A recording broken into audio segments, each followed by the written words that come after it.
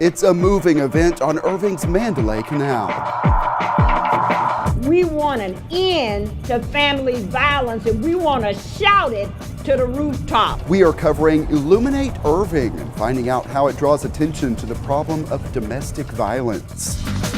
It feels super exciting. I know this community is very excited to have us here. Irving's Whole Food Market is finally open. We have a look inside. I think every time you're together, it's a neighborhood, it's a good thing. I think it's really fun. People come together to make their neighborhoods safer. See how they are marking National Night Out.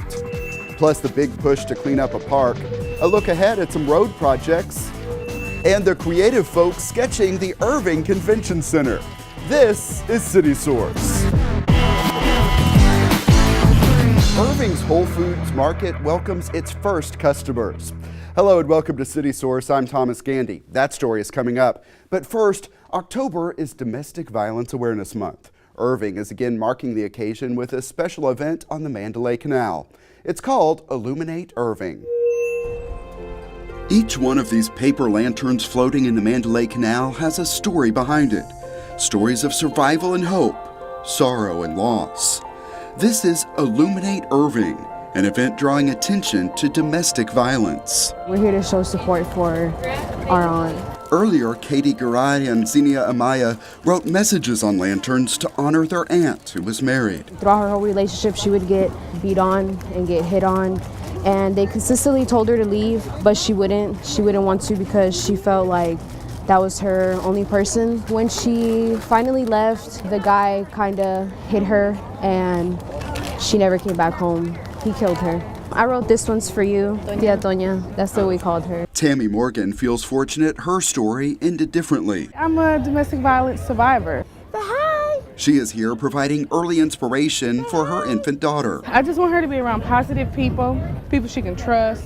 She'll stay forever strong, Mom. 7th grader Angelica Martinez hopes to never experience what her mom did. She has been going through some things like this, and it kind of got me interested in, because I wanted to know more about it. Domestic violence is one of those issues that we just don't talk about a whole lot. A lot of people are embarrassed or ashamed of the fact that they have been a victim of domestic violence. That's what brought about the idea of shining light on the issue at Illuminate Irving. It's now in its 2nd year. I think the importance is that we talk about it, we bring out what it is, and what people can do when they're exposed to someone who's been a victim. So it's important for us to get a message out to those families. Hey, we're here to help you. We're here to get you the services you need. We're here to take care of you. And the only way to do that is to expose this crime of violence for what it is. It just takes a phone call. It just takes a click on the internet. Patty Bryant Jones is a domestic violence survivor who now works for Family Place. It is among several groups here educating people about services available. We support women and men who have been victims of domestic violence. We offer one-on-one individual counseling at our center. And it takes a collaboration of us coming together to say no more. We want an end to family violence, and we want to shout it to the rooftop. Speakers talk more about resources, their personal experiences, and the need to draw attention to domestic violence. I'm very proud to be a part of a city that recognizes that this is an issue. As the lanterns float on the Mandalay Canal, the people we talk to offering the perspective of survivor of violence and loved ones of a murder victim believe putting this light on the issue is crucial. It's very difficult to talk about, but it's something that needs to be discussed because people are scared to open up. I feel like if people were more aware of domestic violence and the harm that it could make, I feel like my aunt could be here today. That's why they are here, supporting each other and making a visible sign against domestic violence. In that piece, you heard about some of the resources available. The Dallas County District Attorney recently announced that a staff member will keep regular hours at Irving's Family Advocacy Center to help people needing protective orders. That center is located at 600 West Pioneer Drive. Learn more about available services at cityofirving.org/FAC. In economic development news, Oki Data Americas announced it is moving its headquarters from New Jersey to Irving. The company describes itself as a world-class printing technology leader. Last year, the company opened a regional office in Irving, and this move expands on that. Oki Data Americas is located at 8505 Freeport Parkway. State grant money helped attract the company's headquarters to Texas. Irving's Whole Foods Market celebrated a grand opening and a long line of people turned out. We visited the store to see what shoppers are finding there. I am so excited. Margaret Ann Lopez is first in line at Irving's new Whole Foods Market. What's going to be your first stop when you go in? Probably the fruits, the vegetables. Welcome everybody, are y'all excited? Doors soon open for this special public preview night. But before all of this, we got a preview of the preview as crew members got their store ready for the crowds. I'm eager and anxious and can't wait for us to open the doors and serve the community here. Looking around the store, we got to see the produce, the treats, and more. There's also a large seating area. It's one way Whole Foods is planning for business people on lunch breaks. So we have 3 food bars. Typically our stores only open with 2, but we're out of the gate opening with 3 here in Las Colinas because we know this is a big lunch crowd area over here. The store offers about 200 items sourced from Texas. As you can see, the Better Bites we have, that's a local from Austin, Texas, right here in our bakery. This is another local product right here from Richardson, Texas, actually. They've got a vast selection of what we like to call craft soap. This is something shady. It's a porter. It's locally produced in Dallas. Andrea Beckham is happy to serve it up at the bar. Her title, beverage specialist. That I have the best job in the store. Everybody loves me. Why? Because I'm the hookup. I'm the vice department in the healthy grocery store. At this preview event, our team got to try some special experiences. I went for the treats. Your macaron, sir. It came with a bonus performance. You could dance the macarona. Hey, macarona. Cameraman JP blended a seasonal trail mix. So we're showcasing our build your own sushi burrito. Cameraman Jesse is taking that on. I think you're making a mess, Jesse. But he picked up the skills. He must have seen this done before.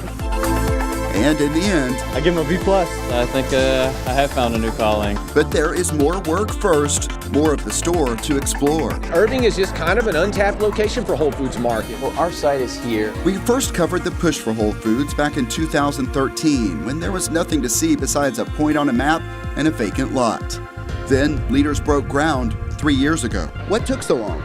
Well, Whole Foods Market, our timelines for opening vary store to store. There's a lot of different factors that can contribute to that. We're just anxious that we can get the doors open in time to really serve for the holiday season. Now that the store is open, the city is anticipating a positive economic impact. One, it provides another option and another choice for our residents for their grocery needs. More importantly, it's another opportunity for economic development.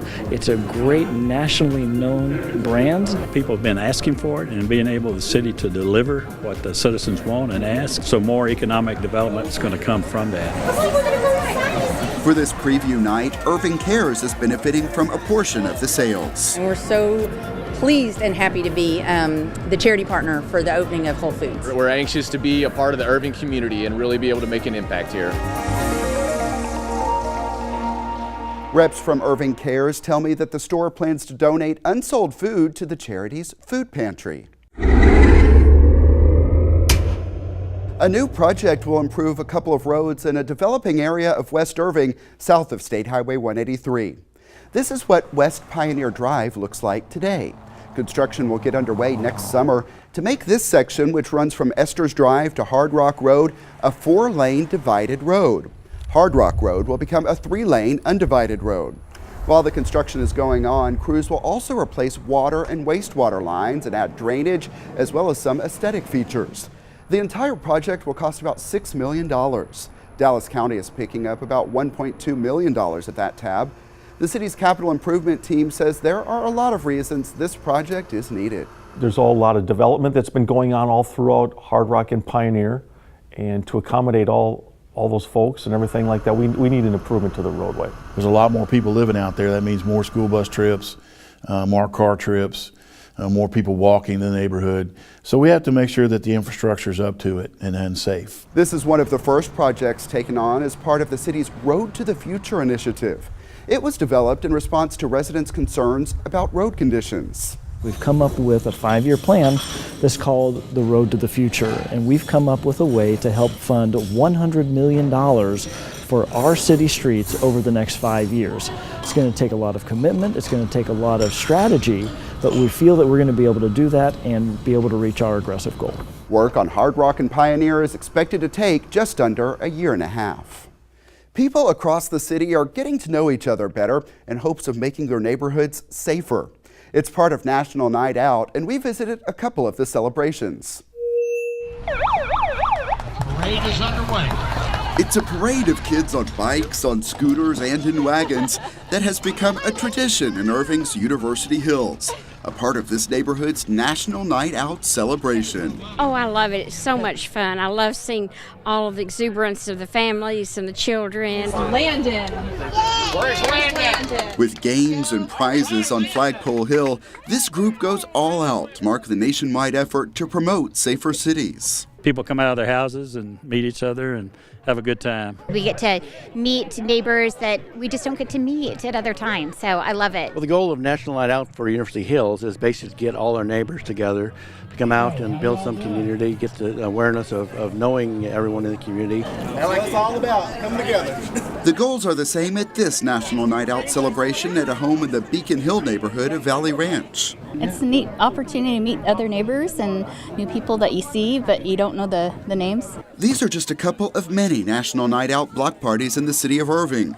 Police officers visit to show support and answer questions, but they say they are not the focus. People get the sense that National Night Out is an opportunity for the police to come out. It's really not meant for neighbors to connect with police. It's meant for neighbors to connect with neighbors. So we come out just to answer questions, to support what they're doing. I arranged 3 of these. And police say stronger neighborhoods become safer neighborhoods. When you know what's going on in your neighborhood, when you know who belongs in your neighborhood, who maybe is a stranger in your neighborhood, you're more able to recognize when things are amiss. You're able to call us when there are issues, and so it adds that extra layer of security that we can't always provide. There's several of us that walk our dogs, and so we're out and about, watching for things. Irving neighborhoods are known for diversity. We're very multi-generational, we're multi-ethnic. At these events, the focus is what they have in common. We have an investment with our homes. They made an investment, so they want to protect it.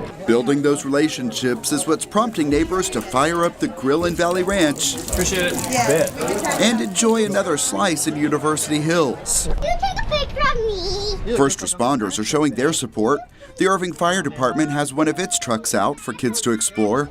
The police department has its big vehicle known as the Bear ready to check out. We know the police officers, we know some of the firemen. It breaks down the barriers. I've lived in Irving for 26 years. We just feel safe and think that the city's well run and they do a great job. It's reassuring to see police that you feel confident can handle crises as well as just fun down-home events like this. Along with the photo ops and fun comes a challenge. Find someone you don't know.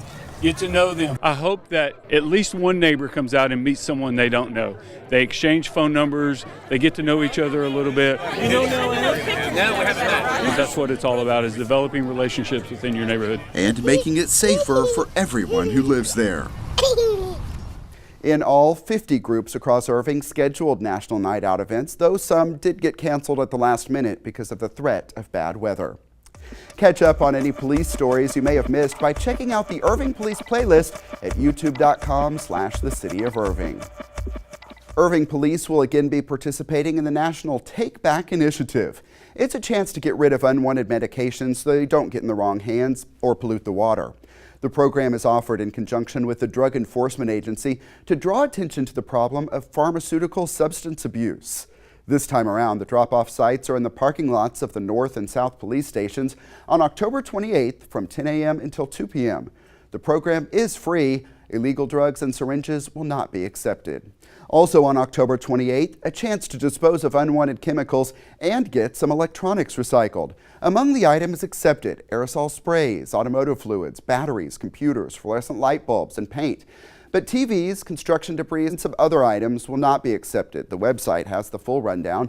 Drop off the items at the Briery Municipal Complex, 128 North Briery Road, from 9 a.m. until 1 p.m. on October 28th. Keep in mind that vouchers are required, and they are available by calling 972-721-2232. Keep Irving Beautiful's Trash Bash is in its 26th year. We caught up with some of the people participating. This is our 26th annual Trash Bash. It's a community-wide cleanup.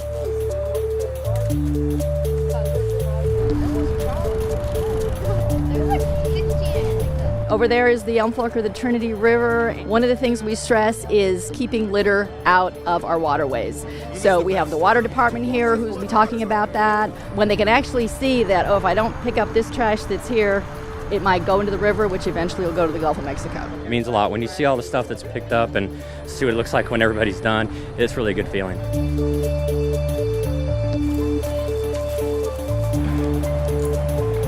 We feel a strong connection to the community as a whole, and this was a way that we could participate. We're a school that's in Irving, so we want to make sure that we're cleaning up the area that we're in, make sure it's beautiful for everybody, and give back as much as we can to the community. What is that? Shredded tire? Oh, wow.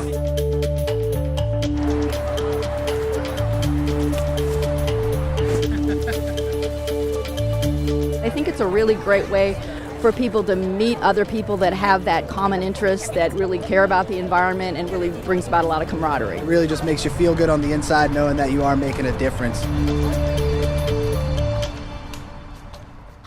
And in addition to all that litter picked up, volunteers also collected more than 500 cans of food that will go to the Crisis Ministries food pantry. The state's new law prohibiting texting while driving will be among the updated topics covered at this year's AAA Texas Teen Driver Safety Fair. As you see in this video from past years, the event always features a number of interactive exhibits on important topics such as distracted driving, driving under the influence, and more. The goal is to get young people to develop safe driving habits. This year's Teen Driver Safety Fair is Saturday, November 4th, starting at 1 p.m. at Lively Point Youth Center, and it is free. We have seen everything from wild roller derbies to serious corporate meetings at the Irving Convention Center. It has proven to be a versatile space, also one with a unique look. And it's that distinctive appearance that attracted one group ready to put their talents to work. Take a look. Welcome to Urban Sketchers. We are a group of sketchers, a group of artists. We meet once in a month. We find a location which excites us. And we draw. By profession, I'm a computer engineer, but I love drawing. The motto of Urban Sketchers is reporting our world one sketch at a time. It's an international organization, so there's other groups meeting all over the world.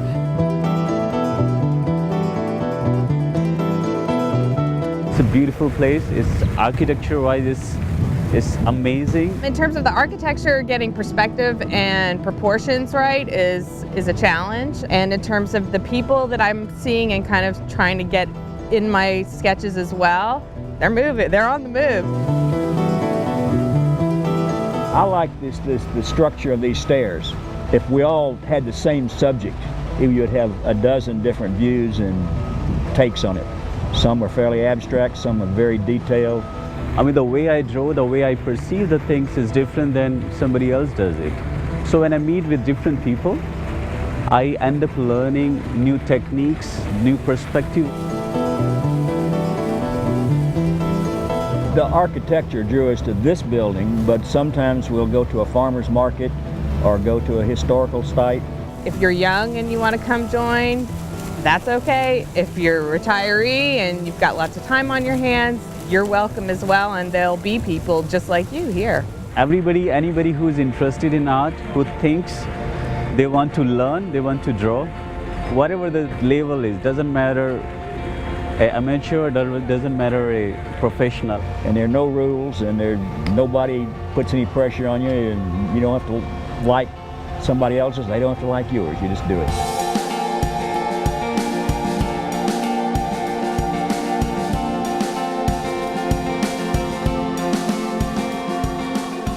I think that that's part of the beauty of art, is that you can look at the same thing and everybody kind of has their own spin on it and sees it in a little different way. It's just a matter to be kind of free and creative and do what you like to do with other people that have the same interest. It's neat, it's interesting, you get to meet new people, and it's exciting.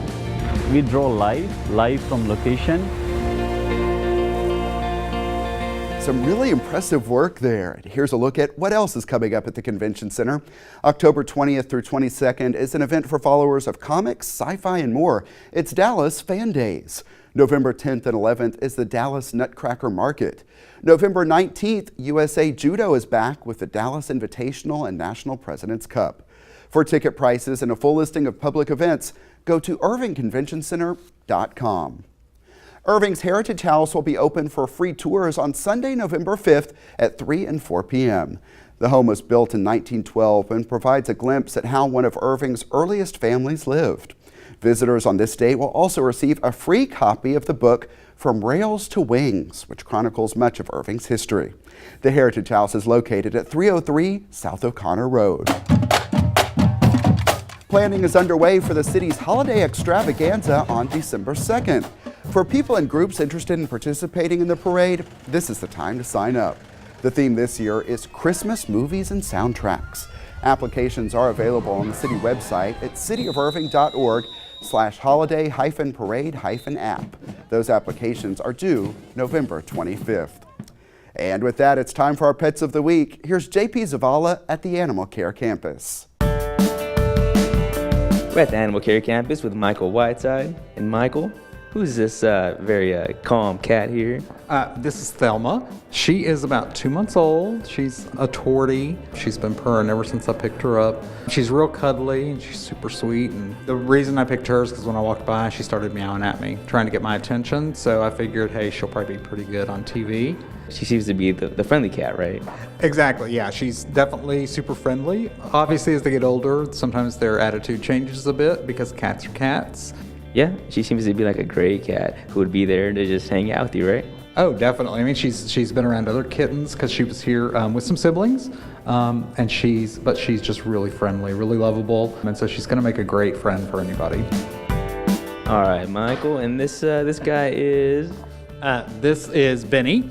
He is about 8 months old, a retriever mix, and you can see back here, he's got some stitches. He actually had a femoral head osteotomy, which is basically the removal of the ball of the hip because he was having some pain issues that was caused by the joints there. So the FHO helps kind of relieve that pain for him. And so he's still into recovery. He'll be available to go home in about a week or so. But as you can see, it's not really holding him back much after the surgery. No. He seems to be very active still. Oh yeah, he's still a puppy, and he's definitely got the puppy energy. Still takes it a bit easy on that leg, but he's slowly getting more and more use of it again, and able to make it work. Benny, come back. Benny, come back. There he is. He seems to be very friendly, though. He's very friendly, and we're working to get some more weight on him. But again, none of that has really slowed him down much at all. He just wants to be everybody's best friend. All right, Michael, and this pretty girl is? This is Dixie. Dixie is obviously really beautiful. She's about 2 years old, and she had actually been adopted from City of Irving Animal Services, and then it was determined that she had heartworms. So the adopter, that can be an expensive procedure to take care of, to treat. So the adopter opted to bring her back, and then we pulled her just yesterday. So probably next week, she's going to start heartworm treatment. So she'll be ready to go home in probably like late November. There's no denying she's a beautiful girl, German Shepherd, and as sweet as can be. Is this also going to be a part of the Angel Fund?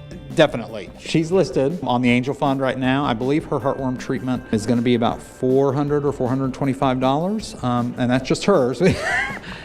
She likes to dance. Yes, she does. She does like to dance. We learned that yesterday.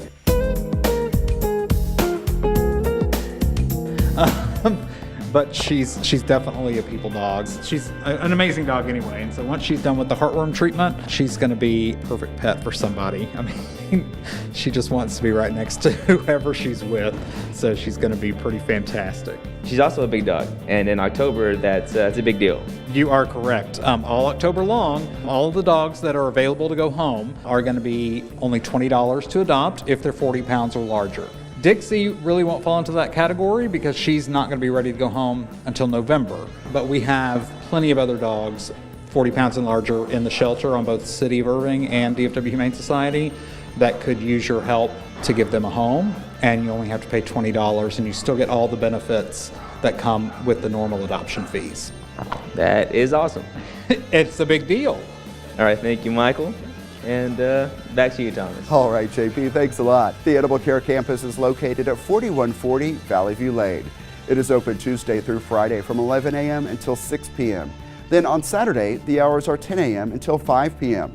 Also, check out the websites you see on the screen for more adoptable animals. And as we talk pets, we'll have coverage of the DFW Humane Society's Black Collar Affair next time on City Source. It comes as the Humane Society marks its 50th anniversary. And Irving schools are getting a big donation from Verizon. Find out about the new tablets students are getting and how they are enhancing this soccer drill. Also, people turn out at a fundraiser for Family Promise of Irving. We are covering steps and strides. Those stories and more next time. Email us your thoughts on our stories. The address is ictn@cityofirving.org.